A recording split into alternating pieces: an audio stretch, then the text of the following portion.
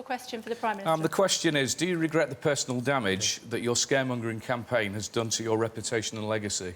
Personal damage.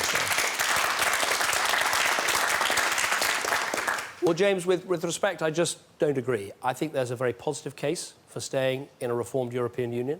It's about jobs, it's about Britain's strength and place in the world, it's about keeping us safe. But I do think there are real risks from leaving. And I don't want to wake up on June the 24th... Well, I don't accept it's scaremongering, sir. I am genuinely worried about Britain leaving the single market. Given recent exchanges over the last few weeks, do you still think that Boris Johnson would make a good Prime Minister? I think Boris is a very talented politician. He was a great mayor of London, and I've always said he's got a huge amount to give to public service and public life. I don't get to pick the next Prime Minister. That will be a decision made by the party and by the country when the country votes. And so I'm not going to put the black spot on anyone by saying who should or shouldn't do the job, but he's a very talented guy. On this issue, we disagree. I really think we'd be making a big mistake as a country. Does that work for you, Fiona? I don't quite answer the question.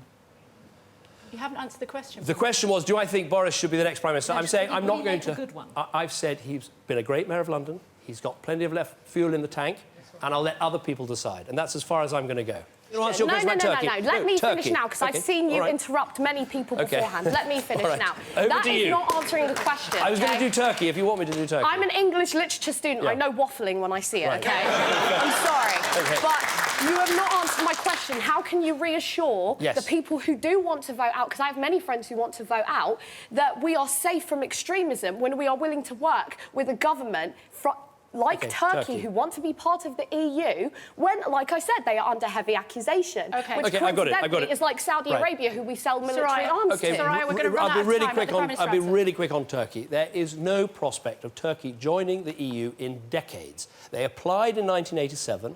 They have to complete 35 chapters. One has been completed so far. At this rate, they'll join in the year 3000.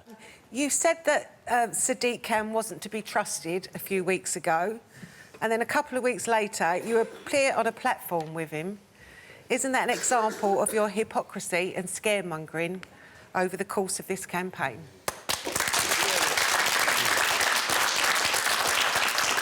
Well, obviously, I don't think so, and I'll try and convince you why it was the right thing to do. Look, we had a lively election campaign in London. I think some of the people he chose to share a platform with, I didn't think it was the right choice, and I criticised that. Questions were asked of him, but he was elected by the people of London. And I think the right thing for a Prime Minister to do is to work with an elected Mayor of London for the good of people in London. There's a lot of stuff we're going to have to do together. Let's try and improve the transport system. Let's make sure we have cleaner air. Let's make sure we have good public services. Now, Sadiq and I disagree about many things. We'll try and work together.